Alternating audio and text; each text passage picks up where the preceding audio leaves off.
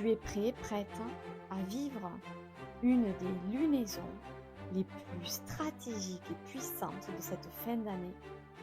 Imagine une énergie cosmique qui te pousse à élargir ton monde, à réviser tes croyances, à viser plus haut, juste avant que le soleil entre en Capricorne et qu'on tourne la page vers 2026. Bienvenue à toi dans ce podcast où l'on va décortiquer, décoder la nouvelle lune du 20 décembre. Comprendre sous quel signe elle se trouve, ce qu'elle signifie vraiment et comment les planètes t'influencent et comment tu peux surfer sur cette vague énergétique plutôt que de la subir. Alors, installe-toi confortablement, prends une tasse de thé, un café, une petite douceur, limite Kimber, ce qui te fera plaisir. Et viens découvrir avec moi ce que cette nouvelle lune en Sagittaire veut bien nous dire. C'est parti!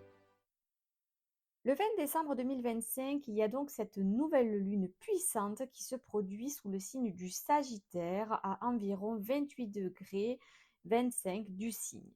C'est une lunaison qui arrive juste avant le solstice d'hiver. Littéralement un pont entre ce que tu étais cette année et ce que tu vas devenir à partir de maintenant.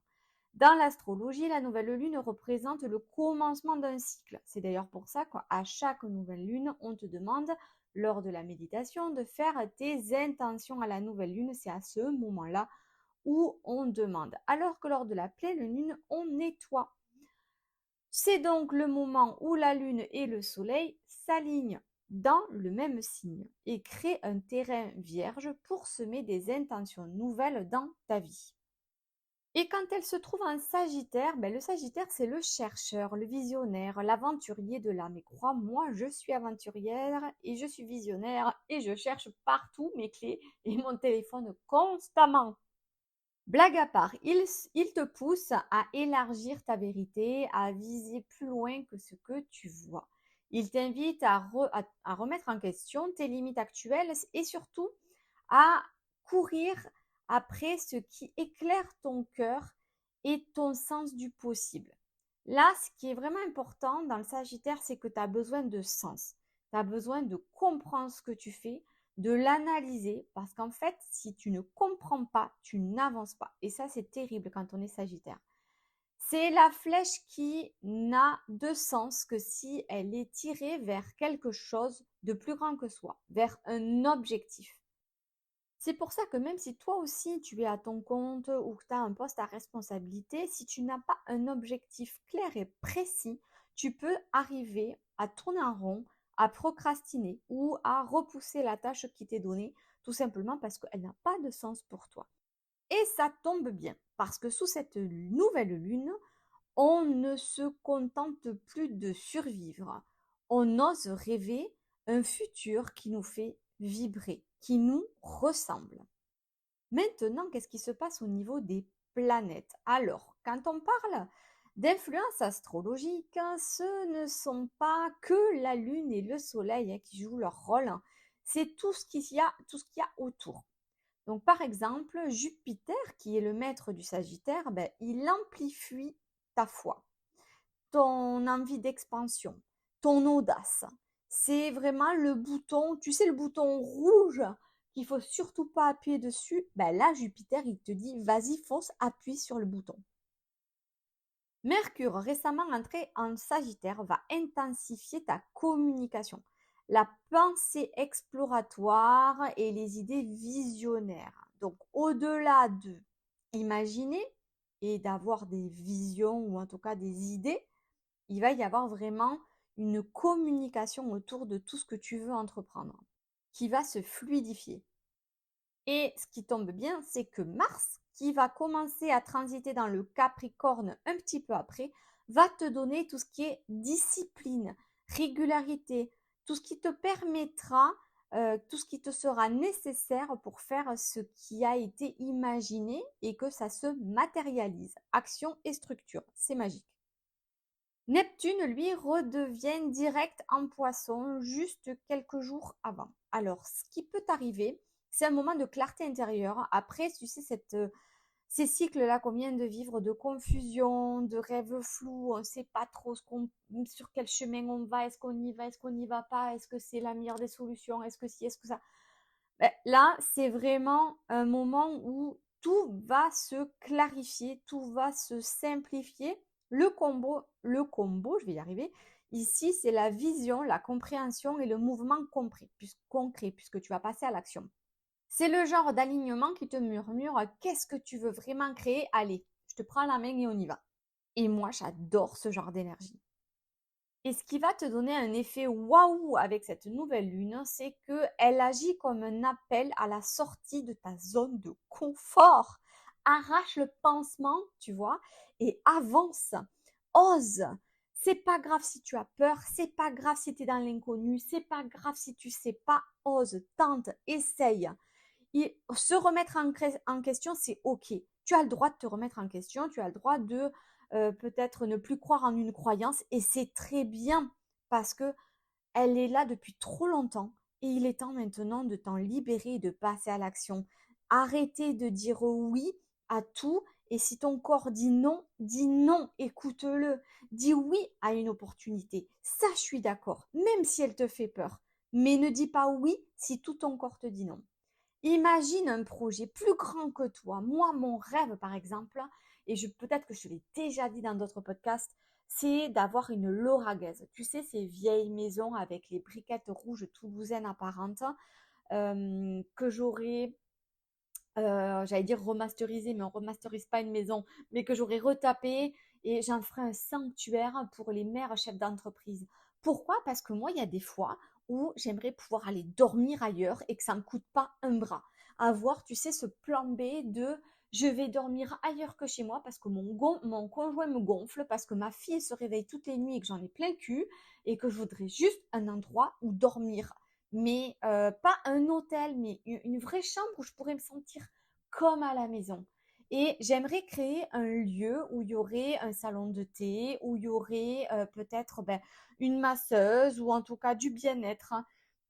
Moi qui fais, tu vois, de la kinésio, du reiki, des fleurs de bac, peut-être inviter des personnes qui feraient du yoga, des ateliers lao chi, et peut-être que moi je ferais des ateliers reiki, des ateliers méditation, où je pourrais créer des salles de réunion pour les mères chefs d'entreprise qui veulent, qui ont peut-être des équipes, etc., etc. Et en fait, je le vois sur 2 étages avec une terrasse, une piscine, un cadre où elles pourraient juste aussi peut-être faire du coworking, du brainstorming entre elles, hein, créer des ateliers. Voilà, moi, mon rêve, ça serait d'avoir cette lauragaise.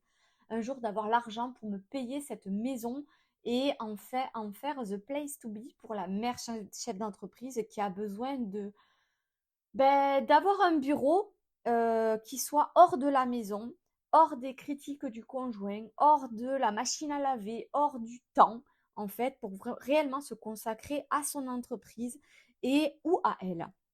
Et tu vois, cette nouvelle lune va dans ce sens, elle te demande de réouvrir ton corps, ton cœur, je vais y arriver, à la magie plutôt qu'à la peur. Et moi, tu vois, quand je te parle de ce projet, mais il m'anime, mais t'imagines même pas comme il m'anime. Donc, je t'invite vraiment à te focaliser sur ce qui t'anime et c'est le moment où l'intelligence cosmique te dit balance ta peur, choisis la sagesse, choisis la croissance intérieure, la tienne, et extérieure, celle que tu pourras créer avec un collectif ou avec d'autres personnes. Maintenant, comment accueillir ces énergies? Alors, excuse-moi, je bafouille beaucoup. Ça fait 2 semaines que je suis très fatiguée. Même avec mes élèves, je cherche mes mots, les pauvres. Donc, je ne vais pas recouper, je ne vais pas refaire ce podcast. Il sera brut de décoffrage. Donc, revenons à notre petit rituel. Bon, comme toujours, tu le sais, ça passe par l'écrit. Il faut libérer le mental. Pour libérer le mental, je t'invite à créer un journal de tes intentions cosmiques. Écris 3 choses précises. Ce que tu veux commencer, comment tu veux grandir et le plus grand rêve à ouvrir dès maintenant. Ensuite, on lance le rituel du feu sacré.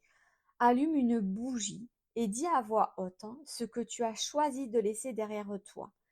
Puis, dis ce que tu veux attirer. C'est symbolique, mais l'intention amplifiée par le Sagittaire va porter loin. Pour finir, la respiration expansive associée à la visualisation. Inspire profondément et imagine une flèche lumineuse quitter ton cœur vers ce que tu veux accomplir. Puis expire en relâchant tous tes doutes. Ces rituels ne sont pas magiques par eux-mêmes, mais ils te mettent en résonance avec l'énergie archétypale du Sagittaire qui va lui viser son objectif pour avancer. Et avancer avec son feu intérieur. Allez, maintenant, comme toujours, on va passer à notre tirage d'oracle que je viens de faire. Donc, je t'invite à te poser, à prendre 3 profondes respirations, calmer ton mental, prendre une profonde respiration et souffle lentement comme si tu soufflais dans une paille. Tu peux le faire 3 fois, tu peux mettre pause à cet audio, ce podcast. Et pose-toi une question, peu importe laquelle, et je vais essayer d'y apporter une réponse. Et ta question pourrait être: qu'est-ce que l'univers veut que je sache en ce moment, par exemple? Reste ouvert dans ta question et choisis un chiffre. 1, 2, 3. N'oublie pas que je te proposerai également le dos de deck qui te permettra d'avoir un complément d'information sur ta question ou l'énergie dans laquelle tu te trouves en ce moment. Il n'y a pas de hasard. Carte numéro 1, la nouvelle lune, nouveau départ, nouveau commencement. Ici, on te dit de ne pas t'inquiéter des occasions manquées. Tu n'étais pas prêt, tu n'étais pas prête. Et donc, cette nouvelle lune va t'apporter les opportunités pour commencer un nouveau départ. C'est la naissance d'un nouveau projet, d'une seconde chance. Elle te demande de énoncer tes intentions. Planter la graine afin de pouvoir mettre un pas devant l'autre. Car un jour, ces graines fleuriront en pleine lumière. Si tu as choisi la carte 2, c'est le messager. Écoute et apprends.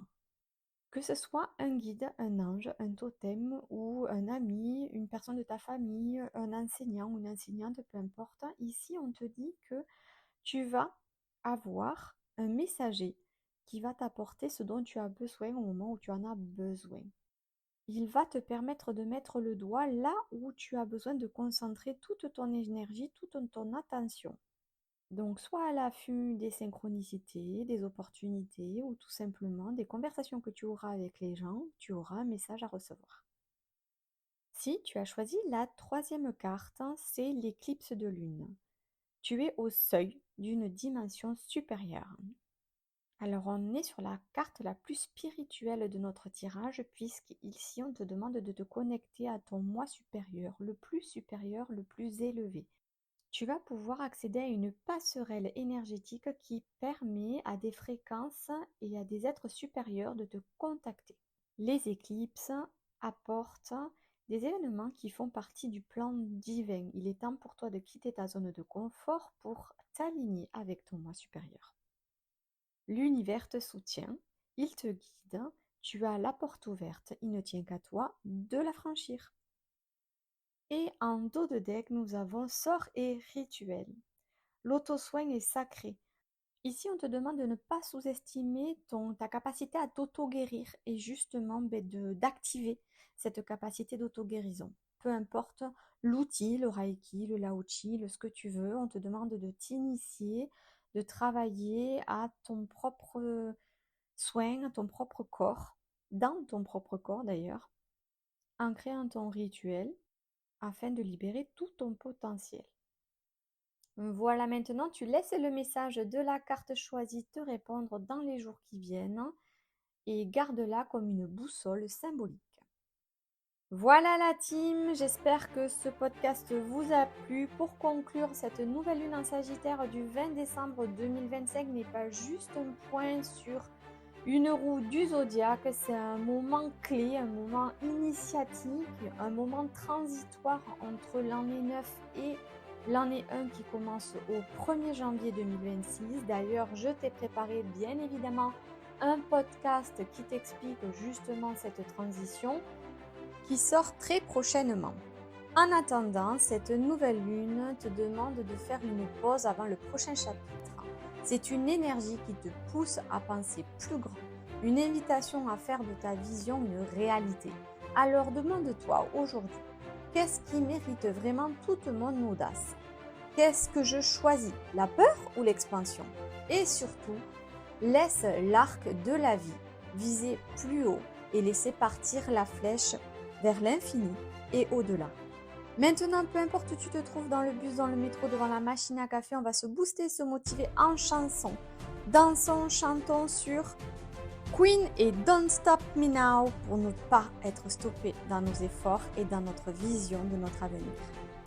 Moi, je vous dis à très bientôt. Si ce podcast t'a plu, n'hésite pas à liker, partager, commenter et t'abonner pour m'aider à soutenir cette chaîne et m'aider à tout simplement me faire connaître tout doucement, mais sûrement.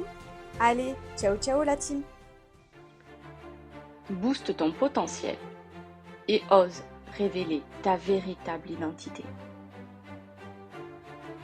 Le podcast qui va rallumer la flamme qui brûle en toi.